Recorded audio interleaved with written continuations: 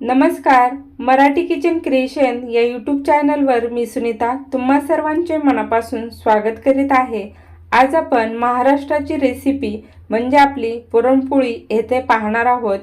महाराष्ट्रातील प्रत्येकाच्या घरामध्ये सणावाराला किंवा मांगल्यमय कोणताही कार्यक्रम असो तेव्हा पुरणपोळीची रेसिपी हमखास केली जाते आणि सगळेजण अतिशय आवडीने खातात.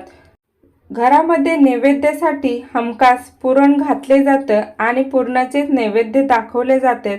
तर आपण तीच रेसिपी अतिशय साध्या सोप्या पद्धतीने या पूर्ण व्हिडिओमध्ये पाहणार आहोत. तर व्हिडिओ नक्की पूर्ण पहा आणि मला सांगा. हे पहा, त्यासाठी येथे मी पावशेरच्या प्रमाणात डाळ घेतलेली आहे.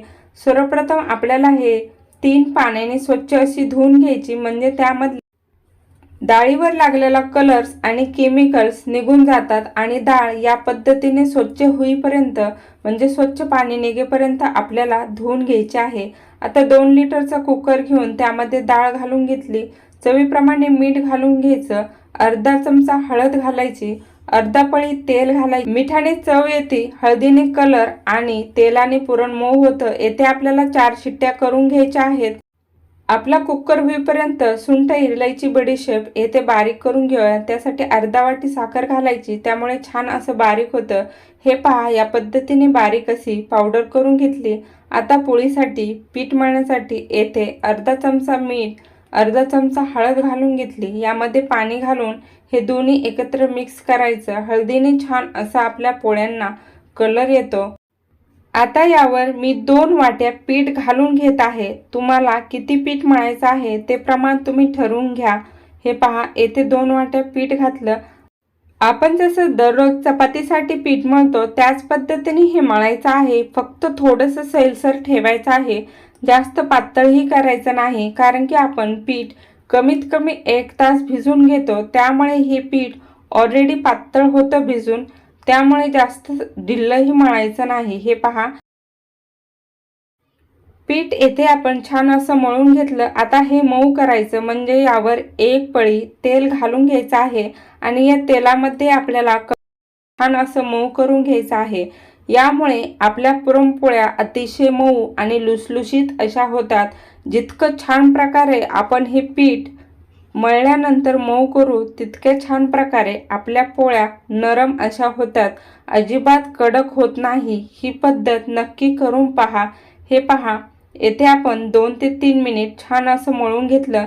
आता याला आपल्याला कव्हर करून बाजूला ठेवून द्यायचं आहे. तुम्हाला जर हवं असेल तर प्लास्टिकमध्ये घालून ठेवा. येथे आपला कुकर छान असा थंड झाला. आता पुरण कसं शिजलं आहे ते पाहूया. हे पहा, हाताने दाबून घ्यायचं. पुरण छान असं शिजलं गेलं आहे. आता येथे एक मोठं डिश घेतलं, त्यावर पुरणाची चाळण ठेवली. आपल्याला सर्वप्रथम डाळ येळून घ्यायची आहे, म्हणजे त्यामधलं पाणी येथे आपल्याला काढून घ्यायचं आहे. 5 मिनिट छान असं नितळून घेतलं. कटाच्या आमटीसाठी डाळ काढून घेतली. हे पहा, एवढा कट निघला आहे. नंतर आपण आमटी करून घेऊया. हे पहा, येथे डाळ पुन्हा त्या कुकरमध्ये घालून घेतली. हिला आपल्याला चटका किंवा तडका देऊन घ्यायचा आहे. कुकर येथे पुन्हा गॅसवर ठेवला. आता यामध्ये सुंठ, इलायचीची पूड घालायची. त्यानंतर आपण काढून घेतलेला गूळ घालायचा आहे. येथे मी 1 वाटीला अर्धा वाटी गूळ घालत आहे, म्हणजे पावशेर पुरण होतं. तर पावशेरला मी येथे पाऊण ते अर्धा वाटी गूळ घालून घेत आहे.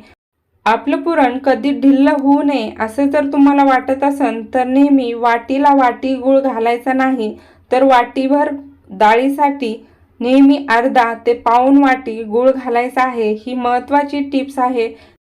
ठेवा. गूळ मिक्स झाल्यानंतर हे पहा, आपलं पुरण येथे ढिल्ल झालेलं आहे. हे जसं जसं शिजत जातं तसं तसं ते आटतं किंवा आटरलं जातं. हे पहा, खालचं पुरण थोडं थोडं आटरलं जात आहे. या पद्धतीने तुम्ही हाटून सुद्धा पुरण तयार करू शकता. हे पहा, पुरण छान असं आपलं आटरलं गेलं आहे किंवा आळलं गेलं आहे. येथे मी अर्धा जायफळ घेतला आहे. या पद्धतीने जायफळची पूड यामध्ये घालून घ्यायची, म्हणजे चव अतिशय अप्रतिम अशी येते. पुरण तयार झालं. आता करण्यासाठी पुन्हा एक डिश, त्यावर पुरण चाळण ठेवून दिली. हे पहा, पुरण अतिशय मोकळं मोकळं असं आपलं झालं आहे. आता येथे एक फुलपात्र घेऊन ठेवलं. पुरण चाळणीमध्ये घालून घ्यायचं आणि फुलपात्रेच्या सहाय्याने रगडून आपल्याला बारीक असं पुरण येथे पाडून घ्यायचं आहे। जर तुमच्याकडे पुरण यंत्र किंवा पाटावरवंटा असेल तर त्यावर सुद्धा तुम्ही बारीक करून घेऊ शकता। या पद्धतीने येथे सर्व पुरण आपलं तयार झालं। आता पोळ्या करूया। त्यासाठी पोळपट घेतला। येथे मी पीठ ऑलरेडी तेल लावून पुन्हा एकदा मऊ करून घेतलं। पिठी घेतलेली आहे लावण्यासाठी कोरडी। हे पहा, या पद्धतीने हातावर आपल्याला बोटांच्या सहाय्याने आणि अंगठ्याच्या सहाय्याने उंडा करून घ्यायचा। त्यानंतर आपल्याला जितका हवा आहे तितकं पुरण यामध्ये घालून त्यानंतर हे दाबून घ्यायचं आहे हाताने। हे पहा, या पद्धतीने उंडा आपल्याला दाबून घ्यायचा आहे। नंतर बाजूच्या कडा जवळ घेऊन आपल्याला हा उंडा बंद करून घ्यायचा आहे। याचं पीठ काढून घ्यायचं नाही, नाहीतर पोळी हमखास फुटते। हे पहा, आता पिठी लावून हातावर आपल्याला ही पोळी थोडीशी छान असा उंडा करून घ्यायचा आहे, म्हणजे आपली पोळी कधीच फाटत नाही। आणि हलक्या हाताने आपल्याला बेलण्याच्या आधारे ही लाटून घ्यायची आहे।